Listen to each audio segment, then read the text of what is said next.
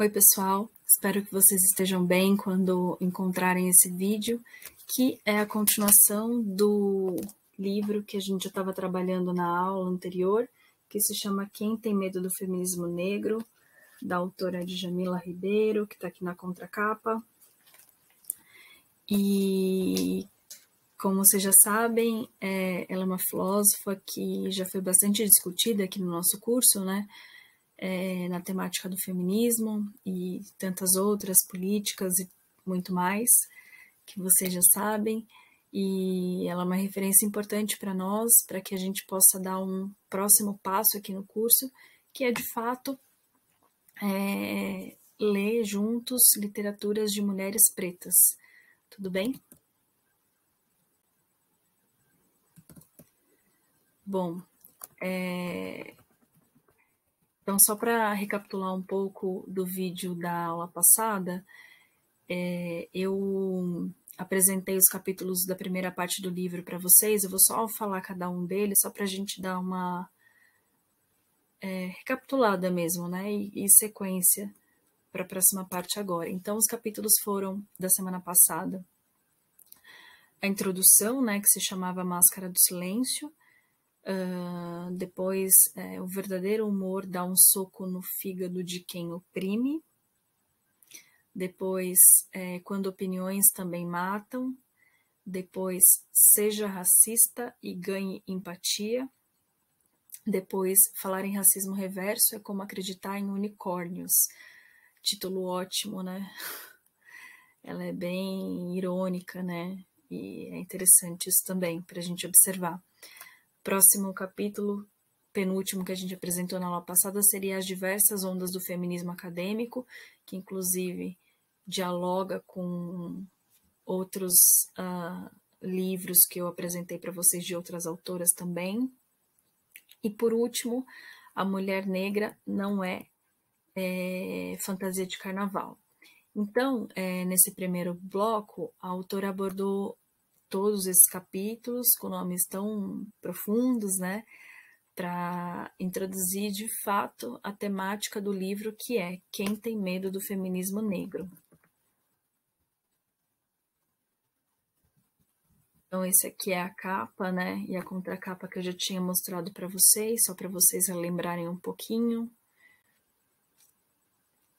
E aí, quem tem medo do feminismo negro, né? Nesse capítulo, a autora começa a contextualizar o histórico do feminismo, né? Colocando que o feminismo negro começou a ganhar força entre 1960 e 1980, fato que se relaciona com a fundação do National Black Feminist, que é uma associação de mulheres pretas em 1973 nos Estados Unidos. E esse reconhecimento, ele se deu através da literatura de mulheres negras, né? Então, entretanto, né, a Djamila coloca que, independente da literatura, mulheres pretas já existiam e eram atuantes, né, na sociedade. Por exemplo, em 1851, na Convenção dos Direitos das Mulheres de Ohio, agora vai ter um nome em inglês que minha pronúncia não vai estar certa, mas enfim, eu vou colocar o PDF para vocês vão conseguir acompanhar depois, tá? Do livro que eu consegui na internet, vai ser bom para vocês. Acho que deve ser mais ou menos assim, Sojourner Truth, que em seu discurso disse, né? Eu não sou uma mulher? Ela questiona, né? Então eu vou ler aqui um trechinho para vocês do livro que ela cita assim. Vou botar meu óculos. Diz assim: aquele homem ali diz que é preciso ajudar as mulheres a subir numa carruagem. É preciso carregá-las quando atravessam um lamaçal. E elas devem ocupar sempre os melhores lugares. Nunca ninguém me ajuda a subir numa carruagem, a passar por cima da lama ou cede o melhor lugar. Eu não sou uma mulher? Olhem para mim. Olhem para meu braço. Eu capinei, eu plantei, eu juntei palhas nos celeiros e homem nenhum conseguiu me superar. Eu não sou uma mulher?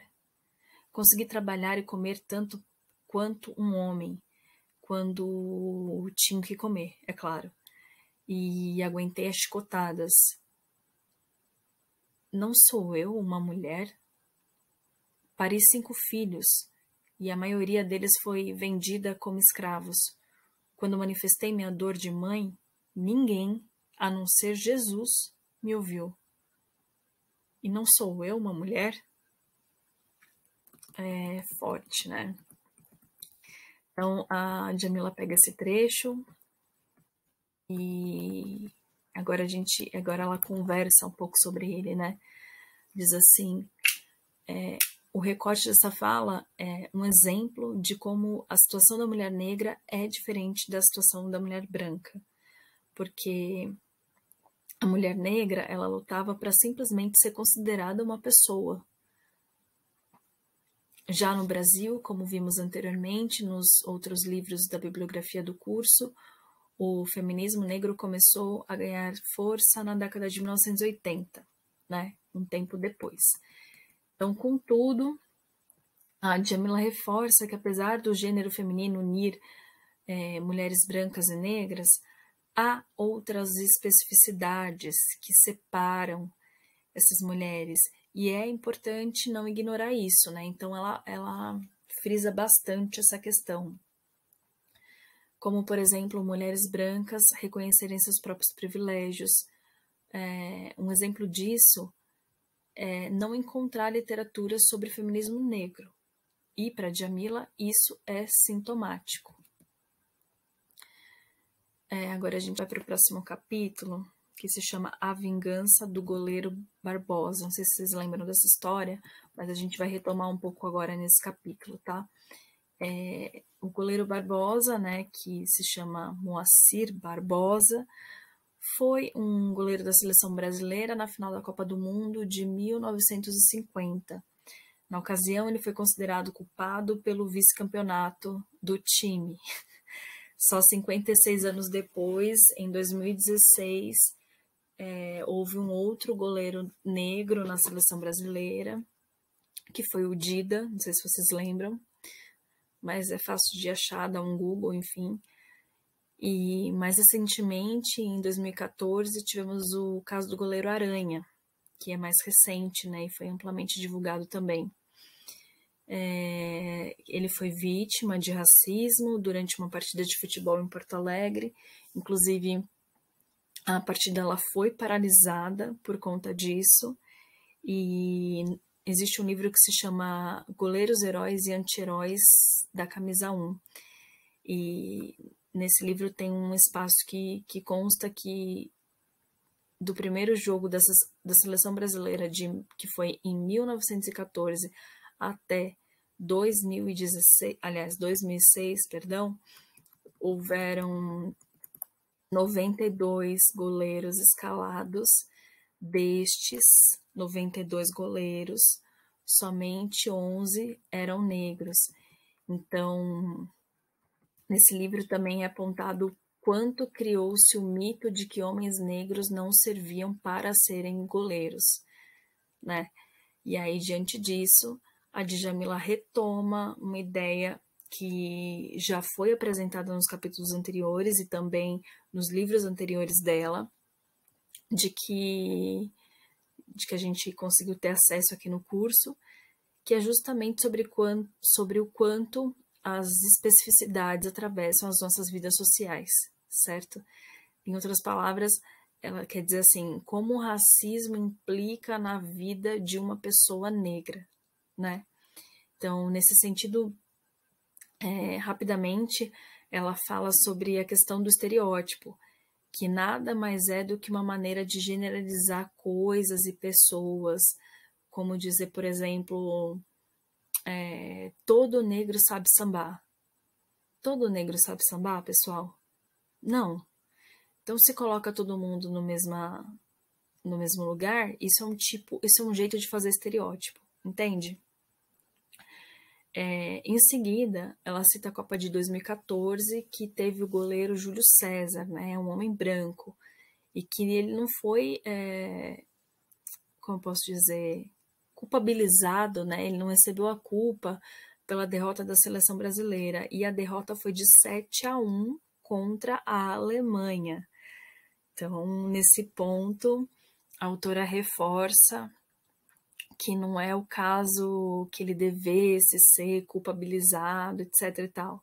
Afinal, o time inteiro tá jogando, né? Mas o ponto é que ninguém disse, por exemplo, que ele era frangueiro, ainda que ele tivesse levado 7 gols, certo? Próximo capítulo aqui se chama Uma Mulher Negra no Poder Incomoda Muita Gente.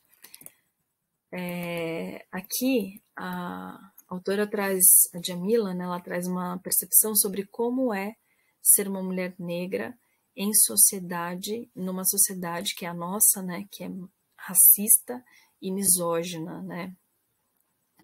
Ela aponta xingamentos e abordagens recebidas durante anos, como que negra metida, essa negra se acha, quem ela pensa que é, coisas que ela foi escutando durante a vida dela inteira, tá?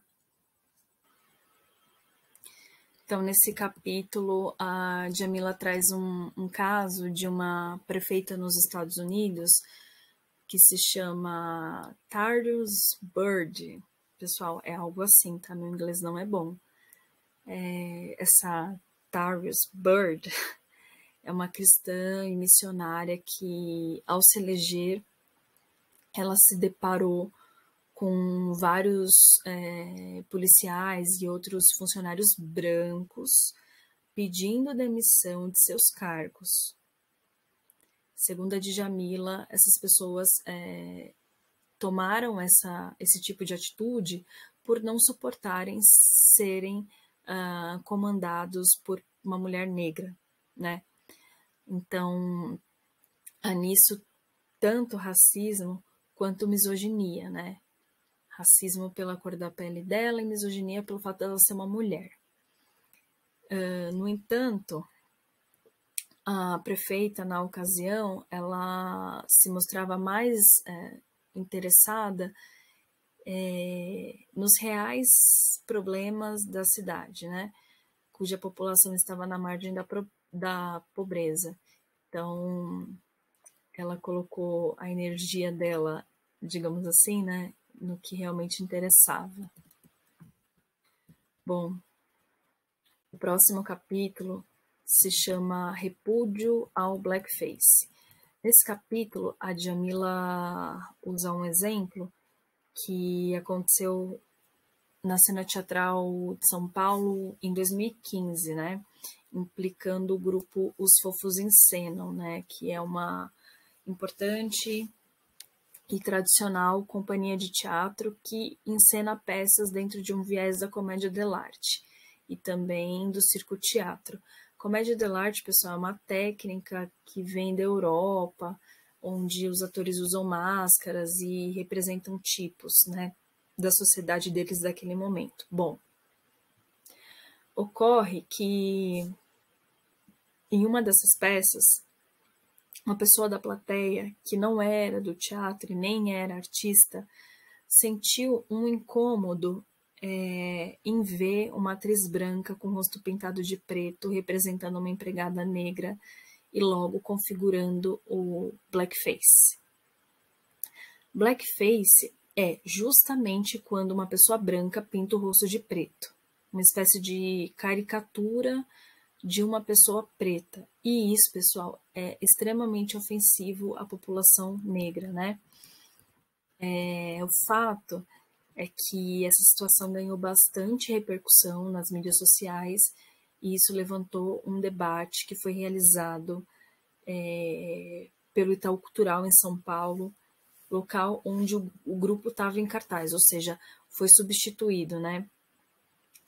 No lugar da peça aconteceu então o debate sobre essa questão que eu coloquei do blackface.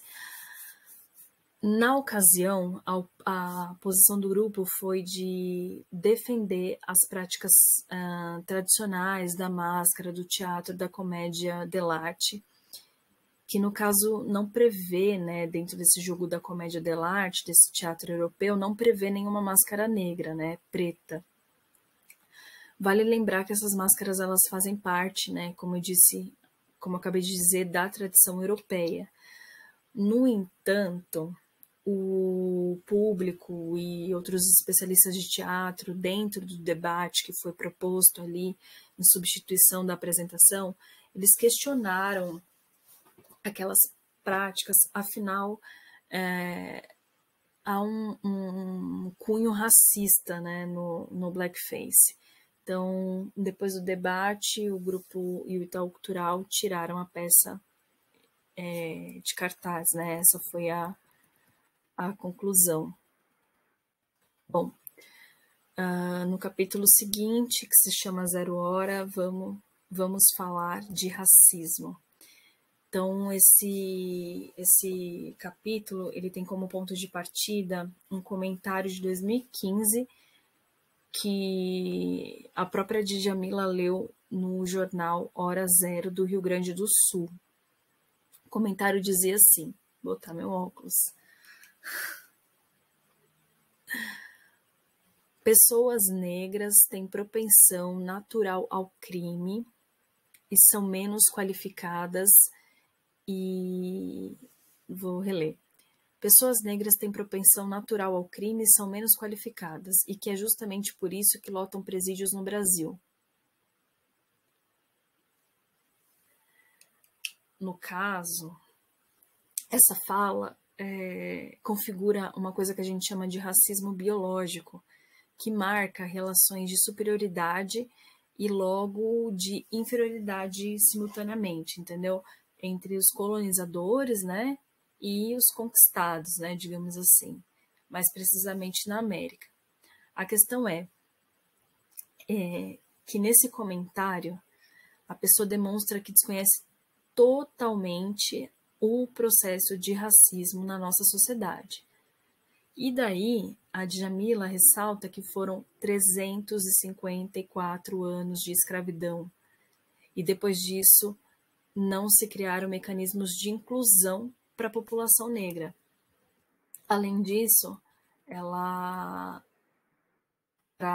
afirma, né, que esse comentário ele apareceu impresso no jornal porque o próprio jornal autorizou esse comentário, né? Ele não apareceria nesse jornal se o jornal falasse, nossa, esse comentário tem cunho racista totalmente, não vamos colocá-lo aqui. Mas o jornal percebeu e autorizou e publicou esse jornal, esse comentário racista. Então, nessa parte ela questiona, né? Qual o limite, então, entre liberdade de expressão e discurso de ódio? E em seguida ela cita a Judith Butler, que é uma filósofa francesa já mencionada aqui nas aulas passadas, que ela diz assim, a Judith Butler, né? A linguagem opressora do discurso não é mera representação de uma ideia odiosa, ela é, em si, uma conduta violenta que visa submeter o outro, desconstruindo a própria condição do sujeito, arrancando-o do seu contexto e colocando ele em outro, onde paira a ameaça de uma violência real a ser cometida, uma verdadeira ameaça, por certo. Então, em outras palavras, ela está dizendo que a linguagem é um tipo de opressão também, né? Que arranca o sujeito do seu contexto, né? Ou seja, expõe, né, a pessoa ali naquele comentário infeliz, né, do jornal, e que foi autorizado pelo próprio jornal, o que é pior. Bom, o próximo capítulo se chama A Hipocrisia em Xeque. Esse capítulo, ele conversa sobre o decreto de 2015, no Rio Grande do Sul, que visava impedir o sacrifício de animais em cultos religiosos. Ao mesmo tempo, na mesma Constituição, tem uma parte que diz ser inviolável a liberdade de consciência e de crença, sendo assegurado o livre exercício dos cultos religiosos e garantida na forma da lei a proteção aos locais e cultos e suas liturgias. Vejam, há um contrassenso, né, nesse decreto, porque se por um lado o decreto está dizendo que é necessário impedir o sacrifício de animais, por outro lado, nesse mesmo decreto, ele está garantindo na Constituição a liberdade de crença, ou seja, você praticar sua crença da maneira que você precisa, né? Bom, esse decreto, na ocasião, ele teve diversas repercussões, inclusive defensores da causa animal foram acusados de agredir uma senhora de 70 anos. Em resumo, esse decreto, na ocasião, teve diversas repercussões, inclusive defensores da causa animal foram acusados de agredir uma senhora de 70 anos, como eu disse, enfim. Resumindo, esse capítulo ele também serve para dizer que, de acordo com as religiões de matrizes africanas, os animais não são sacrificados à toa, ou seja, tem um porquê. Há uma questão do sagrado implicada nisso, que é importante para a religião. Então, a Djamila, nesse capítulo, ela faz um paralelo, né, digamos assim, sobre como os animais são tratados em abatedouros de carne pela indústria da carne, em açougues e tudo mais. E essa reflexão remete ao próprio título do capítulo, que se chama A Hipocrisia em Xeque, entende? Porque nos cultos religiosos, então, é proibido matar os animais, mas para comer nos matadouros podem matar bois. Entendem? Há uma hipocrisia, né? Como o próprio título do capítulo sugere. Bom, o próximo capítulo se chama O Racismo dos Outros, né? Esse capítulo pauta ocorrido com a Maria Júlia Coutinho, mais conhecida como Maju, a garota do tempo do Jornal Nacional, que agora apresenta o Fantástico, né? Ela foi para o Jornal Hoje um tempo, mas atualmente ela está no Fantástico. E ela foi alvo de comentários racistas nas redes sociais, entretanto, a hashtag Somos Todos Maju passou a liderar o Trending Topics do Twitter, né? Trending Topics é os assuntos mais comentados do Twitter no mundo, né? Com a hashtag Somos Todos Maju. Então, há um dado sobre a porcentagem de pessoas negras no Brasil, que é o seguinte: em 2005, estimava-se, na ocasião, né, que esse livro foi lançado, em 2015, que o número de 52% da população brasileira era negra, ou seja, mais da metade, 52%. E é curioso esse fato, porque se mais da metade da população negra do Brasil é negra, por que essas pessoas não estão em destaque na televisão? Então, essa é a questão, né? Cadê essas pessoas? Bom, com essa reflexão, eu termino essa apresentação dessa aula, que já está marcando aqui 24 minutos. Eu espero que vocês consigam ler o PDF que eu vou deixar para vocês, porque acho que é importante o meu olhar sobre o texto, claro, porque ajuda vocês a conduzirem a leitura, né? Mas é importante que vocês treinem isso de ler e de aplicarem o próprio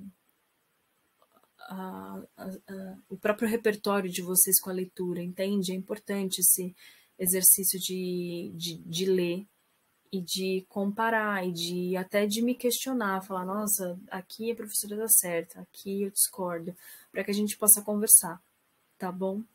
Espero que vocês fiquem bem. Essa aula foi gravada depois do primeiro turno das eleições no Brasil, e o cenário ele não está do melhor cenário para a gente nesse momento, para que a gente possa garantir a democracia desse país. É importante que a gente vote no Lula, sim, e estou aberta para que a gente possa conversar, e para quem mora em São Paulo, votar também no Haddad, porque as coisas não vão ficar melhores se eles ganharem, mas também não vão ficar piores, e com eles a democracia está garantida. Então, como eu disse para vocês, eu deixo minhas redes abertas, meu e-mail, minhas redes sociais, Facebook, Instagram, enfim, para que a gente possa conversar sobre isso. Se alguém tiver alguma dúvida ainda em quem votar, me procura. Vamos conversar, porque esse voto é muito importante para o nosso futuro, tá bem? Então, vou finalizar aqui agora a gravação. Espero que vocês se sintam provocados com esse livro. E essa é a segunda parte. Na próxima aula, a gente consegue finalizar esse livro. Tudo bem? Um beijo para vocês, se cuidem e até a próxima. Obrigada.